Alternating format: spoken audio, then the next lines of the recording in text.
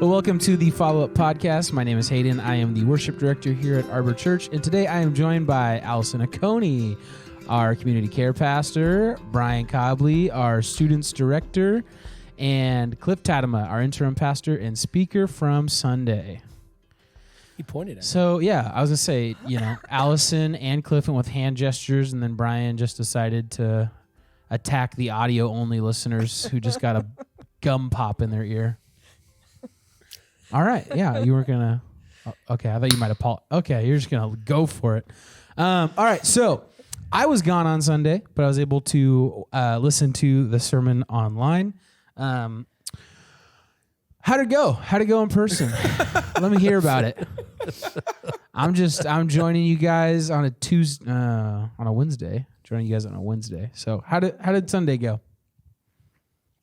I thought it was awesome. I was just a viewer over here on the sidelines, and enjoyed being taught from what I know to be an iconic passage of Scripture, which is Romans 8:28. Feels like that's been taught from wee ones that grow up in the church. We're familiar with it, so it's always cool to hear what a new speaker will have to say about it and what insights they'll have. So, yeah, that was awesome. Thank you. You're welcome. Cliff, was this one of the passages that you were really looking forward to teaching on? Yes. I love the passage. Without it, for me, Romans 8:28, without that particular verse, and the Bible certainly demonstrates that principle throughout, and that is that God's going to work everything together for good for those who love him and are called according to his purpose.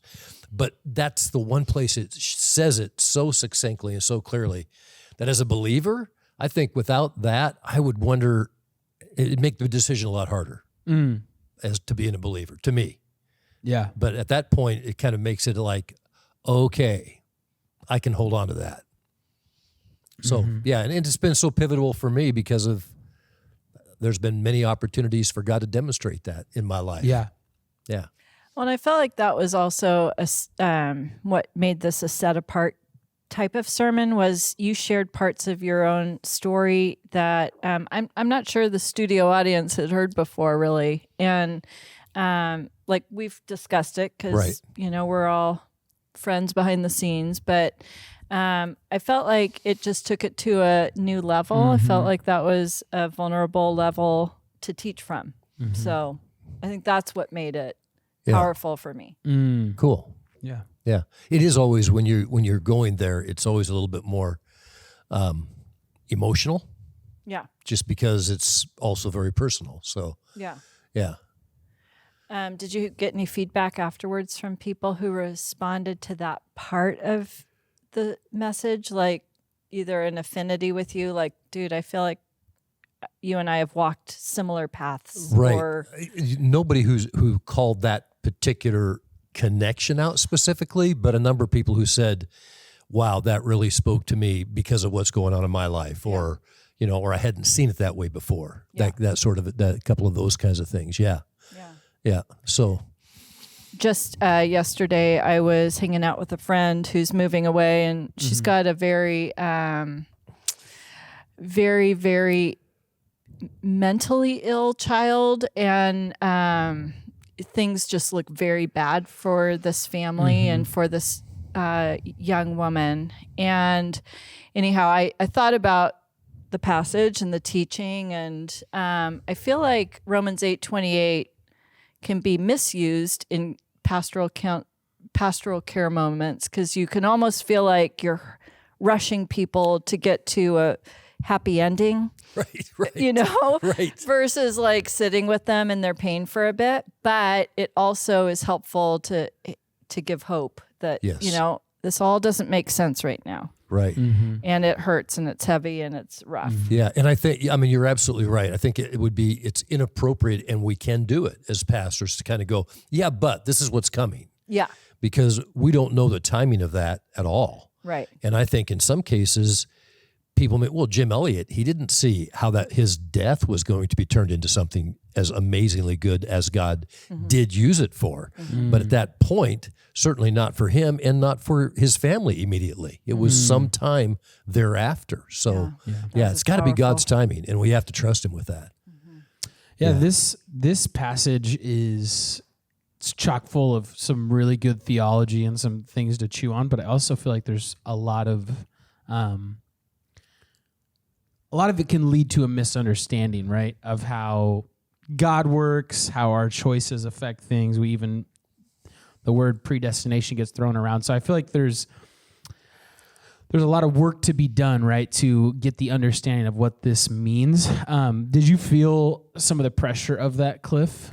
Yeah, and I think because of that, I didn't spend a lot of time on predestination, justification, and being conformed and all that. Yeah. We hit on that lightly, because to me the more important piece was to understand that God's plan is bigger than ours. Number one, we cannot get our head around it, but He's making us a promise here that He is going to turn our problems into praise. And I actually thought about using the word pain instead of problems, because I said, God turns our problems into praise.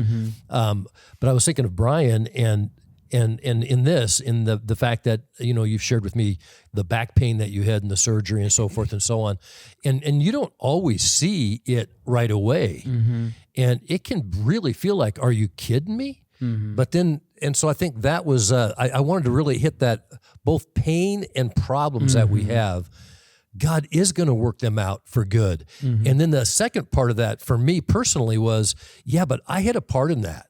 My marriage not continuing, I wanted it to, but still I had a one of the reasons she didn't want it to was that I have a part in it. We all do relationally. Yeah. And, so to understand that God still engaged, even when we do the screw up, if you will, if we give it to Him, He still is, the promise is still good.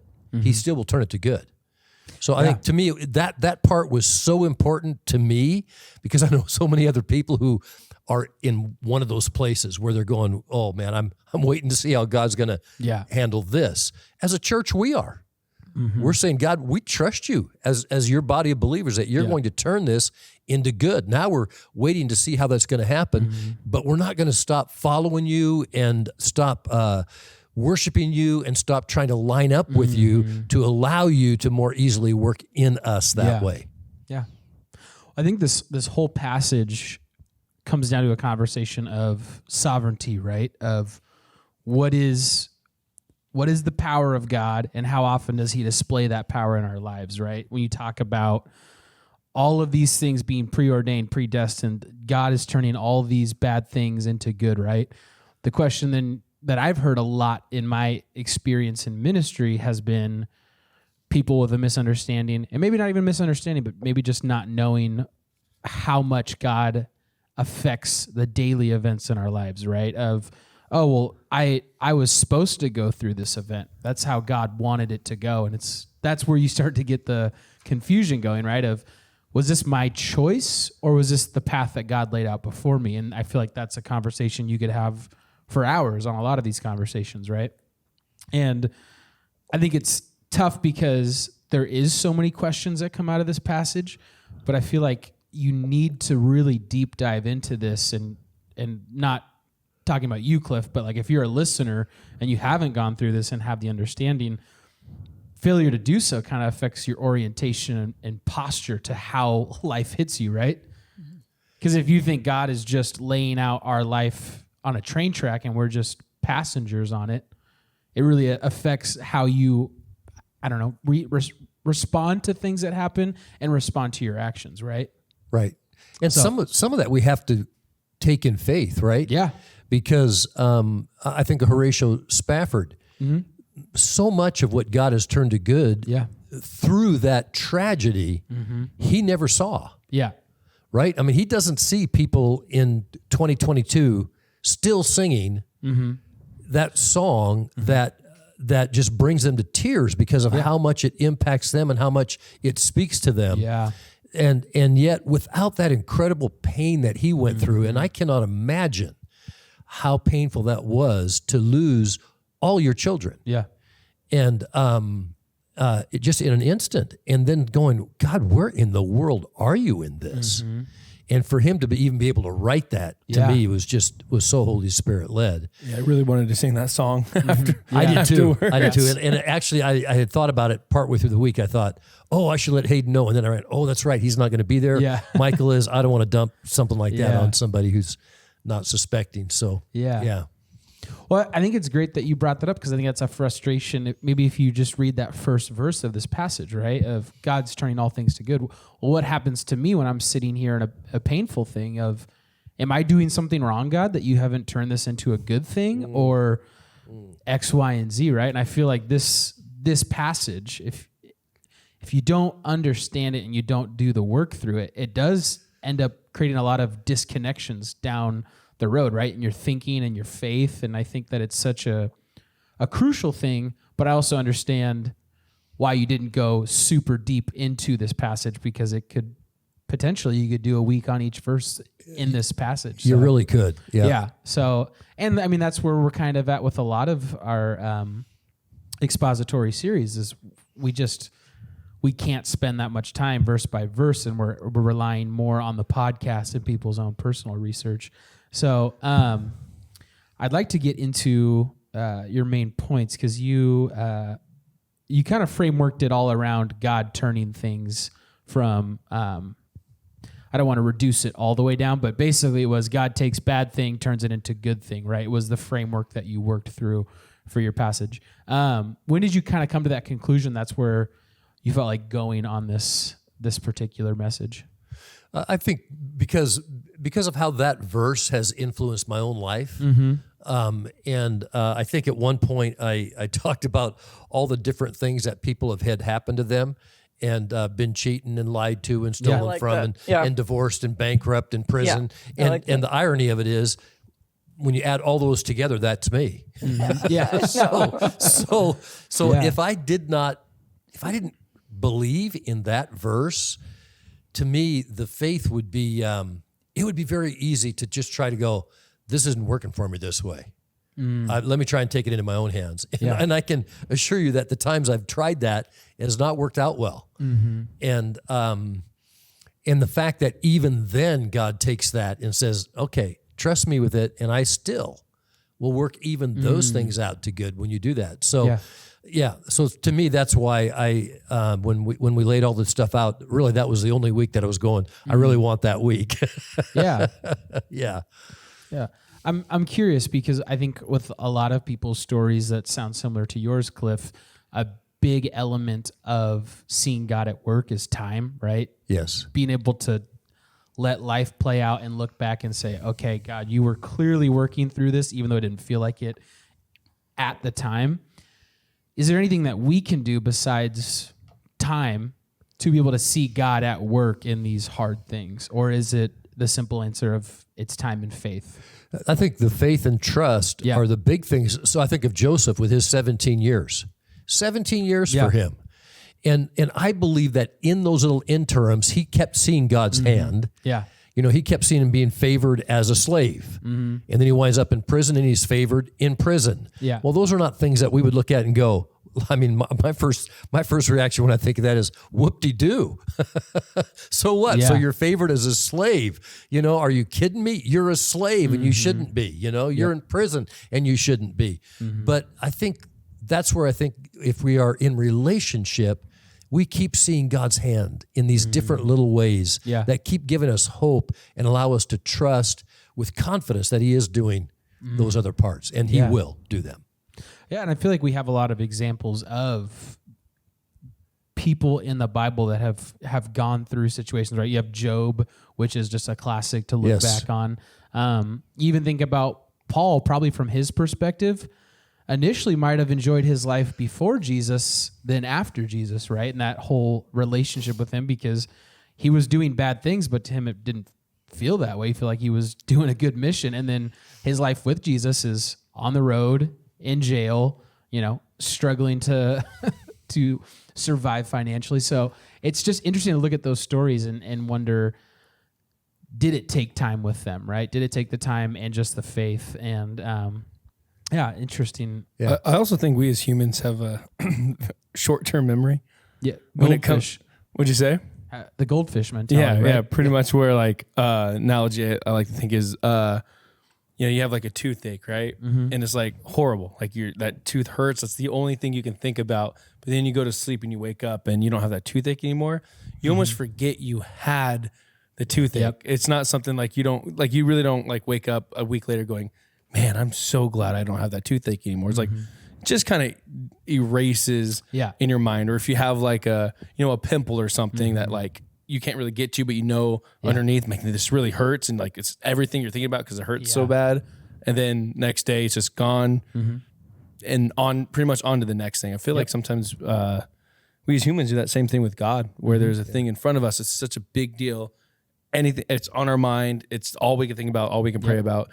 And then after time, either that went away or It resolves. it resolves. Or pops. That's almost. I mean, that's one of the biggest reasons why people do prayer journals, right? Yeah. Is to write it down So you can remember and be like, oh wow, God. and came maybe you can through. see God actually doing it, because a lot of times I Exactly. do feel like you can look way back and go, yeah, man, God did have his hand on there, but at the time maybe you're not seeing it because when it was resolved, you were immediately on to the next thing. Yeah. I don't know, kind of like that NFL saying, "What have you done for me lately?" Right. Kind of thing. Right. Yeah. Not what have you done overall. So I also feel that like humans, we just have short-term memories. Yeah, I think that is a great reason to do a prayer journal. But I'll say this: I used to journal a lot more than I do now. I actually quit for a period of time because I was journaling with the expectation to be able to see that. Yeah. And it took long enough before God responded to it that I was going back 2 years later and reading my journal and getting depressed. Going, are you kidding me? I believe this, but I'm not going to keep journaling because I can't stand this, And then finally, years later, you see God doing that. I wonder, since Paul is the author of this book, Hayden, if what you said, that part of the reason he wrote this wasn't a little bit like a prayer journal for himself. Yeah. Just That's a saying, really good thought, yeah. these are some key things, man, I want to remember, and that I think every believer needs to remember. Yeah. And I think for him, because there are things like I said Sunday, that I'm sure he regretted long after he knew he was forgiven, and even after he saw God turn it to good. Yeah. And I would say the same thing for me. I now have seen how God has turned that situation into good for me with my wife Karen and all of that. But there are still regrets. You can't help that, and I don't know that's even unhealthy. It's just what it is. Mm-hmm. I was going to your manuscript and I saw one of your points was your temporal pain can result in someone else's gain, and you used an example of the early church. What would, just to have some more understanding, what would be like a modern day example of that point of your temporal pain can result in someone else's eternal gain? I think any time. Yeah, no one wanted to answer. I saw Cliff looking over. I was looking at Bryan and Alison going, don't hey, make eye take it contact. away. Don't make eye contact. Well, I do have an example. Yeah, let's hear do it. tell. As you guys know, I used to work in a nursing home, and if you guys remember, last week I was talking about how I was in so much pain that I just felt like I couldn't pray anymore, and that's when the Holy Spirit came.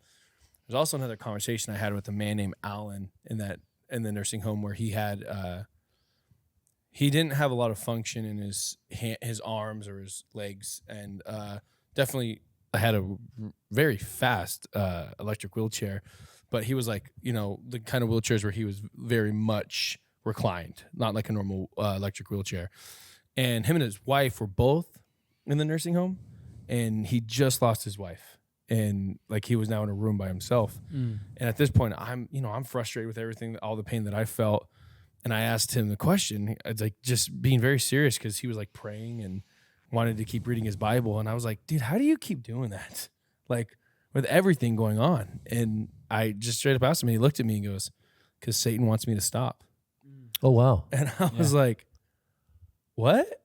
And then he just explained to me like how, like, if he lets all this temporal stuff stop the internal stuff, like that's exactly what Satan wants, and those who let this thing stop them, they're just opening the door for Satan to just grab them even more. And I was like, yeah, I don't want to do that. Yeah. And so his temporal suffering and pain, where I can clearly see it, like every day I can see it with this man, but he still never let it stop him. Yeah.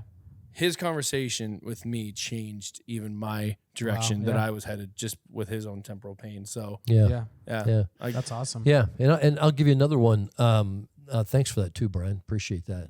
I had a guy from church here that I was talking to about his marriage, which was in a difficult place, and I think if I had just been able to tell him, you know, I was in a difficult place in my marriage at one time too, and here's how we worked it out: A, B, C, and D, and that's what you ought to do and get by that.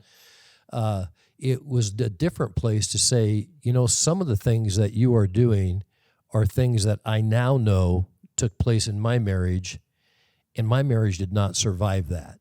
And if you are going to continue to do these things, your marriage will not survive that. It was a different level of acceptance of things that I could tell him because of the pain that I had gone through. That and I think, I mean, this guy's a believer, but still the eternal gain in that is that he received those things, and the evidence is in how he is now living his life now. So that would be an example of that, I think. Yeah. Oh, I'm so sorry. I just lost my train of thought. because you were so into this, what we were saying. Yes, and I was also looking at the manuscript. I'm sorry. All right, we can jump to your big one. What's my big one? Well, you wanted to know how Alison was going to define predestined. Oh, yeah. Allison was like, I want this one. When you asked She wanted to explain all 5 points of tulip. Well, we won't get into that, but I'll open up to the group. You know, Allison, you don't have to answer it. I just don't want to seem like a know-it-all, you know? Yeah. Well, I think it's helpful to address. That's what the podcast is for. When we get to buzzwords, we can either avoid them or we can address them. And I feel like in this situation, it's actually easier to address than other times where you see the word predestined or predestination. So, does anyone want to take a stab at it? What we're seeing when we see predestined in this passage? I can read it as well for you guys. Yeah, And those whom he predestined, he also called. Yep. And those whom he called, he also justified. And those whom he justified, he also glorified. Yep. So I guess maybe just for a little bit of background, predestination is it's a point of Calvinism. It's what is it? It's the P in tulip, right? The last letter. No, that's perseverance of the saints. Limited atonement is predestination. The elect. Or unconditional election and limited atonement. Yeah, because unconditional, what was it? Sorry. Total depravity. Yeah, total depravity. Unconditional, unlimited. Wow. We open a can of worms, yeah.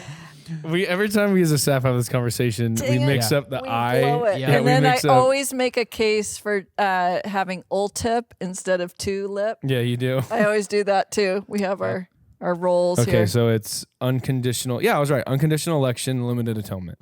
Yeah, because limited atonement is just saying that there's there's a limit. There's a limited amount of people that will be going to heaven. Yep, and unconditional election is there's nothing you can't choose to there's not nothing follow you can do. or follow. God chose you. So unconditional election, and then limited atonement, which is not everybody will. So we cannot question the fact that predestination is a biblical concept. It is very biblical. It's very biblical. What we can question is how people see that. Yes. And understand that, because that isn't clear. And there are good Bible scholars on both sides of that would argue it differently. I think the important thing for a believer is to recognize it is not a salvation centric concept that they do or don't receive salvation because of somebody's perception of what predestination means. I think that's important. It's funny because we say it's not a salvation issue, but right. It is about salvation. It is about salvation. Yeah. But if you believe one way or the other, you won't lose your own salvation depending on that. Which is the irresistible grace in the eye and tulip. Right. Yeah. Yeah. I think, for me anyway, and I'd be interested to hear what you guys' thoughts on it is. For me, I really wrestled with this, and in part because I was reasonably familiar with the Calvinistic doctrine, and I'm really reasonably familiar with the other side of that. And after reading both of them, I began to think about it, and I thought, okay, wait a minute. Does God know what's going to happen? Does he know the future? Well, obviously he knows the future. He talks about it. He prophesies. He tells us what's going to take place. Okay, so if he knows the future, if I know that when we leave this place today, we walk out of here, I know that Hayden is going to take that front door out to where his truck's parked out there. And I know that. I can see that. I already know that. Is he predestined to take that front door? No. No, it would appear he has a choice in that. But I already know what his choice is going to be, so it's predetermined by me. I know that. And I think, so for me, that concept of the fact that, of course, God is sovereign and he knows who's going to receive him. So those are predestined too, but it doesn't mean that they have no role in that. Yeah. Well, I think that's what's so interesting about the conversation, right? Is I feel like either side will agree God knows everything and God has the power to do anything, but where the question comes up between the two camps is, what does he do though, right? We know that he knows everything and that he can do anything he wants, but what is he actively doing in our lives? And I think that was actually a great way of looking at it, Cliff, of walking out the front door, right? You know that's what I'm going to do eventually. But then the conversation would be, Cliff, would you go and open the door for me? Or would you go lock the door, right? Is that the relationship that God has in our life? And I think it's something that we could do a ton of podcasts on because it's so many, there's so many questions. This is definitely a buzzword. I mean, and even in Bible college, Hayden, we both know this conversation is like an everyday conversation. So I do want the listeners to know this is an everyday conversations where Cliff was saying scholars argue this all the time. People think they know the answer. In reality, people think they really know the answer, but I would say majority of us don't know the answer. Yeah. Here's what I love directing people back to, though, is what do we know about the character and heart of God through all of this? So it doesn't really matter, like, do you follow the recipe and like, it's, do you know that God loves you so much? He actually has called you to be in relationship with him. Like he wants you to, and he'll do almost anything he can in order to make himself known to you, to speak love to you, to meet your needs and like welcome you into relationship and remove the things that are, nasty in your life that keep you from abundance of life with him and fullness of joy. So, and that separate you and him. So it's like, that's who God is. And he loves you so much that he would even do that and send his son in order to ransom you back. So, so like all of these things reveal the heart of God more than like the mechanics of how he goes about things. Yeah, and then let the heart of God change the heart of you. Because when you do the research and trying to figure out an answer to free will, predestination, what it comes down to is the answer is the same at the end. And people are just arguing the equation to get to the answer. And so the advice that I give people is just do what you're supposed to do, which is preach the gospel, do the Great Commission. Because there are, hardcore people who believe in predestination where they feel like they don't need to evangelize because if God called them and chose them, then they're going to believe. So it kind of takes what your work out of it. And then there's people who are hardcore Arminianists who are like, I need to preach the gospel to everyone because it's free will. And if I don't spread the gospel, then they're not going to heaven. And, both extremes come with the sense of like unhealth in a sense. And they do because they aren't taking the word in its in its fullness. You know, so the ones that says, well, God's sovereign, he's going to save who he wants to save and not, and what doesn't matter to me, is ignoring Jesus saying, go and make disciples, and is ignoring, share my testimony, Love testify others. for me, love others, yes, all those things. And the one who says, if I don't do it, it's not going to get done, is missing the fact that God's saying, well, actually, no, I can get it done without you. I chose them. Yes, and I am God, and I don't need you to accomplish my purpose. You know, so it's just that, of continuing to hold God in that honorable place and saying, Lord, what do you want me to do?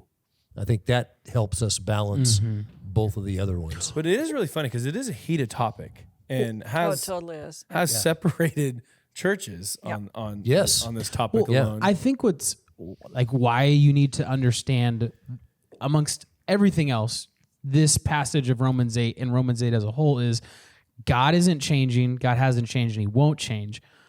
But we are the ones that we don't understand, right? Our choices, our actions, were we always supposed to follow God? Did God pick us? I think that's what is so important about this passage, right? Is God hasn't changed, he's not going to change, but the way that we view God gets affected by how we understand ourselves and what God has told us about ourselves. So I think that's what's fun about these conversations, and I think it reveals more about ourselves than it does God, because we have a good understanding of God through Scripture, but I think all of us want to know, was this supposed to happen to me, or was this a choice that I made, and what does God think about this, and what does God want me to do in these situations? So I think that's what's so fun about Romans. In the end, I just love that you have a place to belong. Yeah, exactly. Whether you're a believer and you see that God called you and chose you, like God has a big plan for your life. Or if you're a non-believer, there's know that God's calling you, and there's a whole group of people who would love to be able to celebrate when you accept that calling. Yeah. I think. Oh, go ahead, Hayden. I was just going to agree and just say I think that I just think that an understanding of Romans 8 and other scriptures as well is it affects our posture and our orientation, right? Yes. It's not going to change who God is. It's just going to affect the way that we look at God. And I think, and it also continue to beat that drum. It also informs how we develop our theology of suffering and such. I mean, as we have this conversation, I think of all the parents that I've encountered, like who've lost a baby or lost a 3-year-old to an accidental drowning. You know, this one is coming to mind. And their question is, did God predestine that to happen? Or was that my fault that I didn't hear her cry out? Did I miss something and she drowned? You know, so is it on me or is it on him? You know, these are really big questions that have really heavy outcomes, you know, because that's a thing that keeps you up at night. Am I mad at God because he actually ordained my child to drown? You know, like versus like, wow, that was an accident. I looked the wrong way. I just wasn't there in the room for 5 minutes and that happened. So, or even that, you know, you have the other one where there's somebody who has done harm to somebody else. And to say, we're forgetting a whole other component, right? Which is the enemy. Yeah. And saying, well, no, he has a role in this too. Yeah. And so but like you said, how does all that play out then when you look at that and go, well, no, God knew it was going to happen. So therefore he's God, so he's sovereign, so he could have stopped it. But because of how he is allowing sin to transpire in the world, and we have an opportunity to do that, he doesn't stop that, but yet then he comes behind and says, now let me show you how I can turn it to good. Wow, well, it's a hard thing, you know? And meanwhile, somebody's been raped, or somebody's been killed, or somebody's had a tragic thing happen to them, been stolen from, or whatever it is.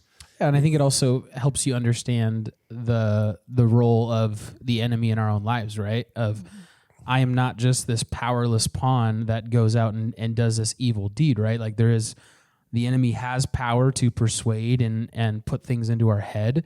And sometimes we can go out and do the pain that Cliff was talking about, right? I can choose to get behind the wheel intoxicated, and I've now done something negative in someone else's life and caused a lot of hurt and pain.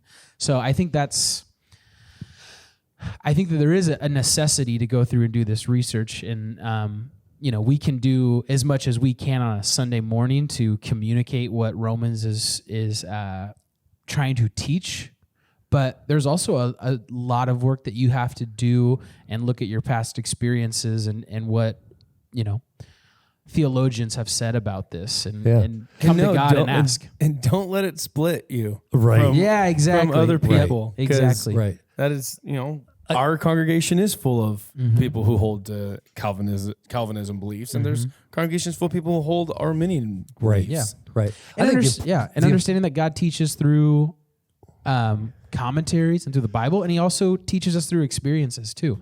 And being able to sit there with both and say, this is what this respected theologian says, but I've also had this experience where I feel like God has really taught me something through it, and holding those both with weight. Yeah.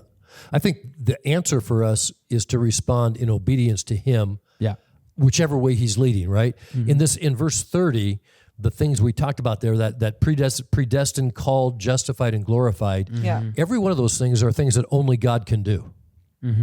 So he's, if however we call that, whether we call it predetermined, predestined, knowing what's going to happen, that's a God thing. None of us can do that. Yep. Called, we can respond to the call, but it's only God who makes us called, right? Because so there again, he's the only one who justifies. We can't be justified without him and what he's done. Yeah. And he's the only one who can glorify. So our whole deal has got to be, to me, is, all right, God, you say 28, you're going to turn these things to good. Here is some of the way you carry the power to do those things. Yeah. So how can I line up with you in that? Yeah. I liked how you also broke it down with the God causes all things to work together for good. And then you said, and if you're questioning that, you ask, do I love him?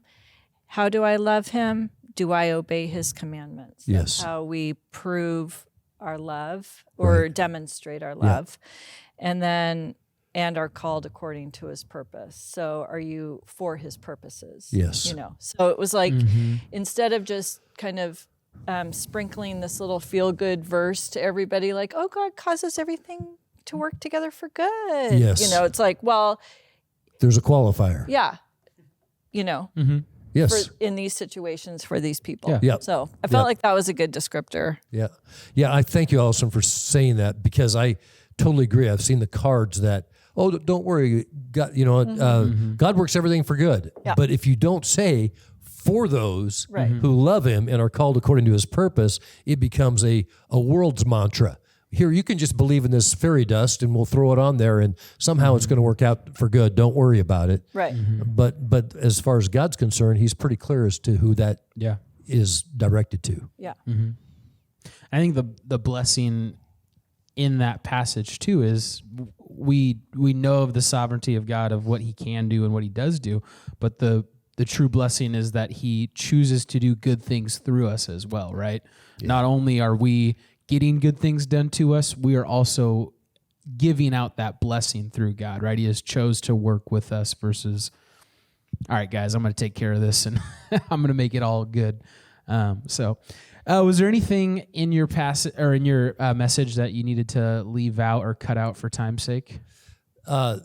Actually, there was, but I'm trying to remember what it was now. Out of sight, out of mind. I remember looking at it later, going, "Oh, I missed that in my notes. Oh, I kind of missed that in my notes," because I was it kind of started to flow and I just went without them. So, but nothing I would say that your salvation is dependent on. Okay. Always good to know. Yeah. You won't lose your salvation this week. Right. When we were beginning this, I was doing research on the word firstborn because I was really intrigued by that word. Is So it the if you guys saw me same on my- that pops up in Colossians? Yes, that's what I was looking at. Brian. I love you, bro. That was a bib interp verse right there. That was. We had to The write firstborn above all creation. We had to write Yeah. a huge paper on that. We had to in write a school. huge paper. I But remember that. The word is prototokos, and then this one, it's the neuter, it's a prototoken, which is the birthright. It's when you say firstborn, like it does in Colossians, it's more saying, as we look at it, like, oh, the firstborn. Yep. But in that world, the firstborn meant a lot. Like you inherited mostly everything. Like you inherited. And so when you see in Colossians 1:16 where it says the preeminence of Christ, he's the firstborn of all creation. That word is so great because it's like he inherits everything, all like he's the inherited of all creation. And in this verse, it says that we who have been called are firstborns of the inheritance. So like what Jesus was called when Paul wrote it in Colossians, the Prototokos, we now also share in the inheritance that he has. So that was actually, that firstborn word is actually pretty big. So that's what I was looking up. I'm like, is that the same word? Yep. That's Colossians. Yep. Yeah. And I just thought of what it was, or actually I just saw it. So what we just said. What you just said. It had to be just exactly that. It had to be exactly that. What are the odds? Yeah. Here's the important thing that I did not say. I think if people do not understand Romans 8:28 and it being applied to who it's applied to, those who love him and are called according to his purpose, they may find it easy to walk or easier to walk away from the faith. And I have talked to people who have actually walked away from the faith because they have said, it's too hard. It's too hard. And what they were talking about being too hard is living for God, but adding the additional piece of knowing that the enemy likes you less, and so you can have more spiritual warfare against you. And then these things happen to you that wouldn't perhaps happen to you if you weren't a Christ follower. And if you can't cling to Romans 8:28 and say, yeah, but in all of those things, God's going to turn them to good in a way that's going to bring him glory and ultimately will be for my good. If you don't own that and believe it, then I would say I could understand them going, I don't want that extra tension. I don't want that extra pressure. I don't want that extra persecution. I'm out. And so I think that's why, to me, that scripture is so important, is it gives us the courage to stay in there. Yeah, that's awesome. All right, guys, anything else before we wrap up and close out the podcast? We are at the 40-ish minute mark, so it's a good time to wrap up. All right, well, if you guys are good, I'm good. I'm going to send us out. So thank you guys for watching or listening to the Follow-Up podcast, and we will see you guys next week.